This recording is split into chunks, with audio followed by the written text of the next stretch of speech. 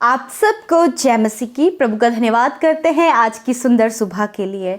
आइए हम सब मिलकर आज की सुबह में बाइबल अध्ययन करें और उसके बाद हम सब मिलकर प्रार्थना में जाएंगे।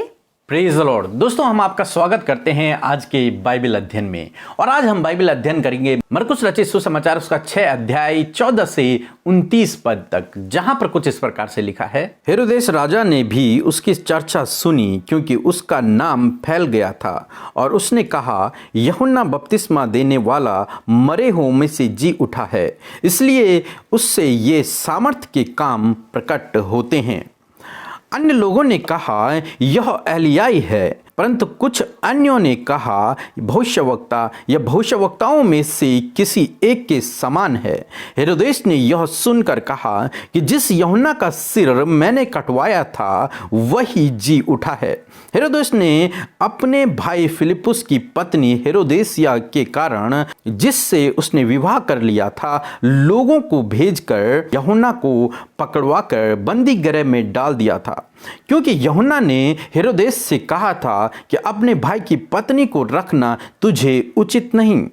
इसलिए हेरोदेशिया उससे बैर रखती थी और यह चाहती थी कि उसे मरवा डाले, परंतु ऐसा न हो सका, क्योंकि हेरोदेस यूहन्ना को धर्मी और पवित्र पुरुष जानकर उससे डरता था और उसे बचाए रखता था, और उसकी बातें सुनकर बहुत घबराता था, पर आनंद से सुनता था। ठीक अवसर आया जब हेरोदेस ने अपने जन्मदिन में अपने प्रधानों और सेनापतियों और गलील के बड़े लोगों के लिए भोज किया। तो हेरोदेसिया की बेटी भीतर आई और नाचकर हेरोदेस को और उसके सब बैठने वालों को प्रसन्न किया। तब राजा ने लड़की से कहा, तू जो चाहे मुझसे मांग, मैं तुझे दूंगा।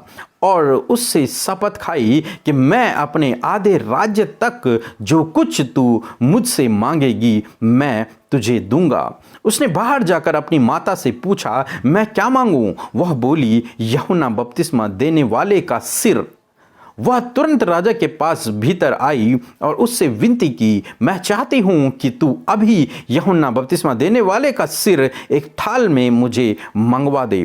तब राजा बहुत उदास हुआ, परंतु अपनी शपथ के कारण और साथ बैठने वालों के कारण उसे टालना न चाहा। अतः राजा ने तुरंत एक सिपाही को आज्ञा देकर भेजा कि उसका सिर काट लाए। उसने जेल खाने में जाकर उसका सिर काटा और एक थाल में रख कर लाया और लड़की को दे दिया, और लड़की ने अपनी माँ को दिया। यह सुनकर यूहन्ना के चेले आए और उसके शव को ले गए और कब्र में रखा। दोस्तों, यहाँ पर हम देखते हैं राजा हेरोदेस को जब इस बात का पता चला कि यीशु मसीह बड़े बड़े आश्चर्य कर्मों को कर रहा है, उसके द्वारा सामर्थ के काम हो रहे हैं, तब हेरोदेस ने कहा कि यूहन्ना बपतिस्मा देने वाला फिर से जी उठा है। और कुछ लोगों ने कहा कि वो तो एलियाई है, एलियाई फिर से इस धरती पर आ गया है। और कुछ लोगों ने कहा कि वो भविष्यवक्ताओं में से कोई है, परंतु हेरोदेस ने कहा कि वो यूहन्ना बपतिस्मा देने वाला ही है, क्योंकि मैंने उसका सिर काट दिया है, क्योंकि मैंने उसे मार दिया है और अब वो फिर से जी उठा है। दोस्तों, हम यहां पर देखते हैं कि यीशु मसीह के बारे में लोग अलग अलग बातें कर रहे हैं। हेरोदेस कह रहा है कि वो यूहन्ना बपतिस्मा देने वाला है, और अन्य लोग कह रहे हैं कि वो एलियाई है। एलियाई क्यों कह रहे हैं? क्योंकि एलियाई जीवित ही स्वर्ग उठा लिया गया था। एलियाई मरा नहीं था, वो जीवित ही उठा लिया गया। तो इसलिए लोग सोच रहे हैं कि एलियाई फिर से इस धरती पर आ गया है यीशु मसीह के रूप में, और वो तभी आश्चर्य कर्मों को कर रहा है क्योंकि एलियाई के द्वारा भी परमेश्वर ने अद्भुत आश्चर्य कर्मों को किया था। परंतु अन्य लोग कह रहे हैं कि वो भविष्यवक्ताओं में से कोई है, परंतु हेरोदेस कहता है कि वो यूहन्ना बपतिस्मा देने वाला ही है, क्योंकि हेरोदेस ने यूहन्ना बपतिस्मा देने वाले को मार दिया था। उसने क्यों उसे मारा? क्योंकि उसने अपने भाई की पत्नी से विवाह कर लिया, उसे रख लिया था, और यूहन्ना ने उससे कहा था कि ये तेरे लिए उचित नहीं है, इससे विवाह करना तेरे लिए उचित नहीं है, अपने भाई की पत्नी को रखना तेरे लिए उचित नहीं है। जिस बात से हेरोदेसिया जो कि उसके भाई की पत्नी थी वो बहुत गुस्सा थी, नाराज थी, तो उसने हेरोदेस से कहकर यूहन्ना को बंदी गृह में डलवा दिया और हेरोदेस ने यूहन्ना को बंदी गृह में डाल दिया। यूहन्ना काफी समय तक बंदी गृह में रहा, परंतु एक दिन जब हेरोदेस का जन्मदिन था और उसने पार्टी अरेंज की थी, सारे बड़े बड़े लोग उनके घर पर थे, तो इतने में क्या हुआ, जो उसकी बेटी थी वो वहां पर नाचने लगी, उनका मनोरंजन करने लगी और इस बात को देखकर वे सारे लोग बहुत खुश हुए और हेरोदेस ने अपनी बेटी से कहा कि तू जो कुछ चाहे वो मुझसे मांग सकती है, मैं तुझे दूंगा। वो लड़की अपनी मां के पास गई और उसने अपनी मां से पूछा कि मां, मैं पिता से क्या मांगू? पिता ने कहा है कि तू सब कुछ मांग सकती है, मैं क्या मांगू? उसकी मां ने उससे कहा कि तू भीतर जाकर अपने पिता से कह, हेरोदेस से कह कि तू मुझे यूहन्ना बपतिस्मा देने वाले का सर थाल पर परोस कर दे। और वो लड़की अंदर गई और उसने अपने पिता से, हेरोदेस से ऐसा ही कहा। इस बात को सुनकर हेरोदेस बहुत उदास हो गया, क्योंकि वो यूहन्ना को एक धर्मी जन जानता था, एक पवित्र जन जानता था और उससे बहुत डरता था, घबराता था। वो जानता था कि यह परमेश्वर का जन है, इसीलिए उसने उसे नहीं मरवाया था, उसे केवल बंदी गृह में डाल दिया था। परंतु आज जब उसने वादा कर लिया अपनी बेटी से कि मैं तुझे वो दूंगा जो तू मुझसे मांगेगी, तो वो इस बात का इनकार न कर सका और उसने अपने एक सिपाही को भेजा कि यूहन्ना का सिर काट कर लिया और उसने ऐसा ही किया और उन्होंने उस सिर को उस लड़की को दे दिया और उसने अपनी मां को दे दिया। इस प्रकार से यूहन्ना मारा गया और उसके चेले आकर उसे लेकर गए और उन्होंने उसे कब्र पर रखा। इसीलिए हेरोदेस डर रहा है और कह रहा है कि वो यूहन्ना बपतिस्मा देने वाला है, क्योंकि यीशु के द्वारा अद्भुत आश्चर्य कर्म हो रहे हैं, इसलिए वो यूहन्ना बपतिस्मा देने वाला है। परंतु मेरे प्रियो, आज मैं आपसे कहना चाहूंगा, यीशु मसीह ना तो एलियाई है, ना यीशु मसीह यूहन्ना बपतिस्मा देने वाला है, ना भविष्यवक्ताओं में से कोई जी उठा है, बल्कि यीशु मसीह तो परमेश्वर के द्वारा चुना हुआ अभिषिक्त जन है, वो हमारा मसीह है। हाँ मेरे प्रियो, मनुष्य जाति को पापों से छुटकारा देने वाला मसीह है।